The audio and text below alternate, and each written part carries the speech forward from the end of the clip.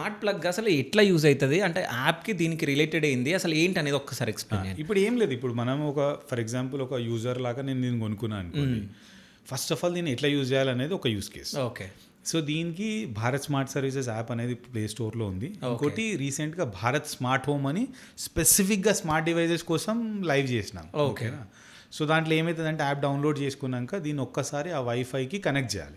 So simple easy స్టెప్స్లో దాన్ని configure చేసుకోవాలి. Configure చేసుకున్నాక దీన్ని దేనికి కనెక్ట్ చేశారు, ఏ అప్లయన్స్ కనెక్ట్ చేశారు అనేది దాంట్లో కాన్ఫిగర్ చేసుకుంటారు. కాన్ఫిగర్ చేసుకున్నాక మీరు దాన్ని ఆ అప్లయన్స్ని రిమోట్లీ ఆన్ ఆఫ్ చేసుకోవచ్చు యాప్ త్రూ.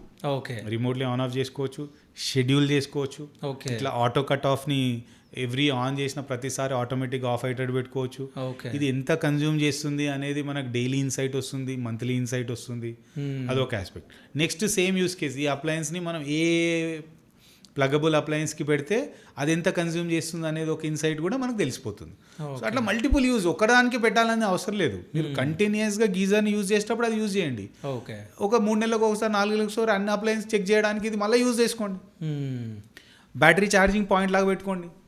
అంటే మీ యూస్ కేస్కి మీకు ఏది ఎక్కువ యూజ్ చేస్తామనే డైరెక్షన్లో ఉంటే ఆ డైరెక్షన్లో యూజ్ చేసుకోండి. End of the day